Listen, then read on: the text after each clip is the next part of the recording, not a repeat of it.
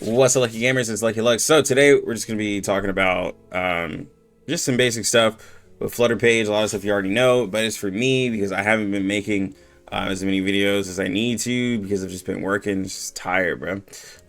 Two kids, a wife with responsibilities and all that I got makes you a little tired. But I know that Flutterpage is coming up. I'm gonna be pulling for her, and we will get a copy of her, level her up. I've been going through trying to get her mats. She needs these, 6 of these, and I've just been trying to get like a bunch of mats because like I've been telling people kind of in my Discord, like I have 0 mats right now because of the character buffs and upgrades. It kind of drained everything from me.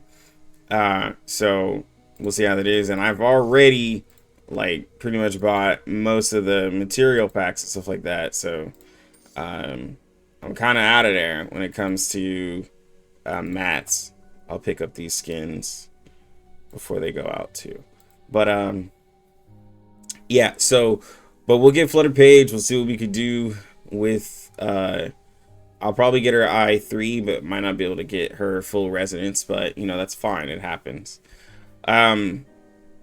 And then with looking at her kit, I know I haven't really talked about her kit much, right? I do like a couple of things in her kit. A lot of people were comparing her in my Discord to like a mini Windsong. And while that's pretty cool, some were saying it's like, oh, maybe she could be a support. Maybe she should do this. So let's read through it first. For me, that way y'all can know that I have an understanding of it. After an ally takes an action, Flutterpage gains wind speed, lasting a certain number of rounds. Round start, Flutterpage gains Paper Parade, Bedsheet Waves, or Goodbye Earth. Force Field, which is like a specific buff. And removes other force fields. Just as well. Keep silent. I think it's removing her force fields, not other characters. No need for disturbing one I2, when entering battle, increase attack. It's probably gonna be 5%. Yeah, it's probably gonna be 5%. It's attack. I3, max Eureka increases after attacking. Gain Eureka. When entering battle, increase own Moxie. Gain a certain number of stacks of wind speed. So, okay, so these are her force fields. Paper Parade, force field affects all allies. Additionally, reality damage is treated as being dealt by Flutterpage. When actively attacking, deals additional reality damage. Deal more additional reality damage to the main target. When taking extra action, consume Flutterpage Eureka and deal additional reality damage. Deal more additional reality. Okay, this whole sentence doesn't make sense.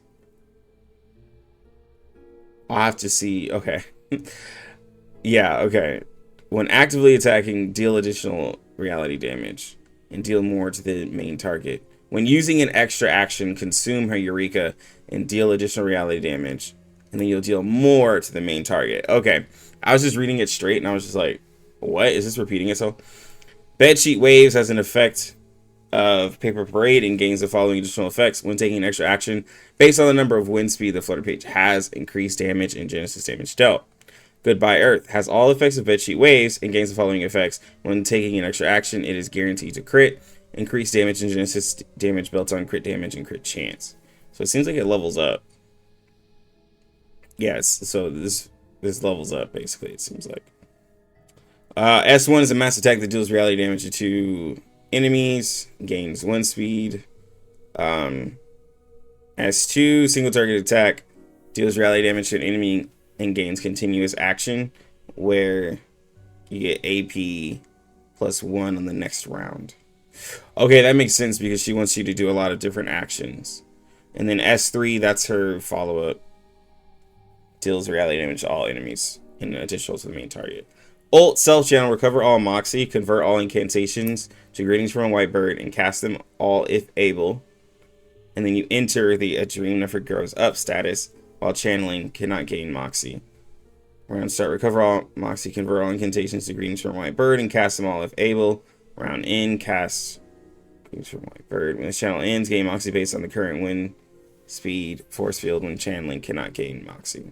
Okay, so I saw a lot of people going crazy over getting extra AP. I do think that the extra AP is nice to be able to use that on command. for the next round. So basically, when using her, you can guarantee AP every turn, right?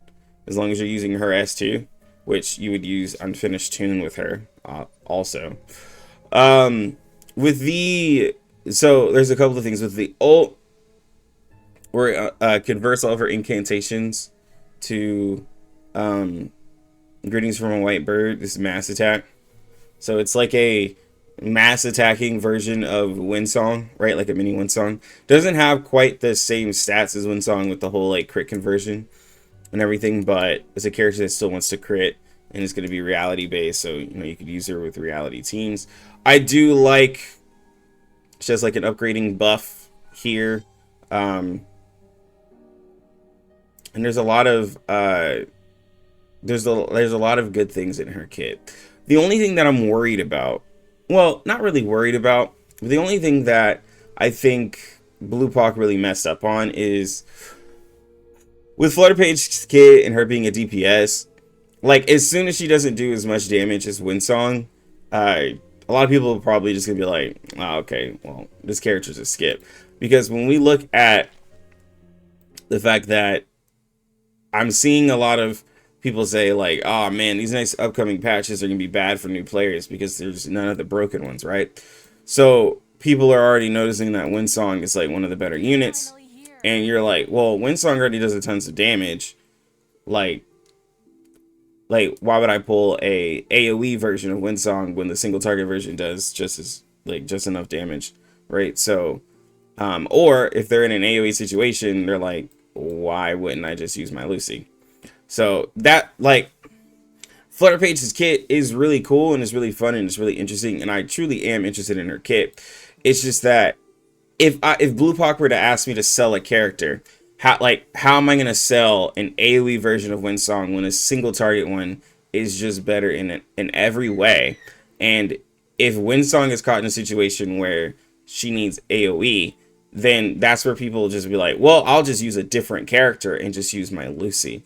Like, you get what I'm saying? Like, now, I'm not saying, like, you know, don't pull her, anything like that, but not everybody's up for having unit diversity right now, and it's looking like, okay, if people are being super critical about new units, because a lot of these units are ridiculous, like, we're looking at characters after Anjo Nala, like, after a limited character, are they worth pulling, right? And like, Willow is made for a specific team, so she's in a like, she's safe if you're pulling for poison team. But when you're pulling for, you know, a character like Flutterpage, it's like, okay, so she's gonna have a very similar team to Windsong, right? Like, with all these extra actions, you're gonna put Mercuria on the team. For the crit rate, crit damage, you're gonna put Lopera on the team, right? Like, you know, and for healer, you're gonna put Vila or somebody. Like, so you're gonna be putting the same units, basically building up the same thing. And so it's gonna come down to, it's like, is Flutterpage gonna be the character that I want? Like, is she gonna match Windsong and power just on the AoE side? If not, then people aren't really gonna see her as a pull. That's the only thing that's something I look at now with the characters that they're putting out. Like, what are they gonna do for the game now? For those who didn't get Windsong, and it's gonna be very difficult to try to get Windsong on like reruns and stuff like that, maybe Flutterpage can solve that, right? Because the AoE star damage was coming from 37, and a lot of people don't like 37 in her damage.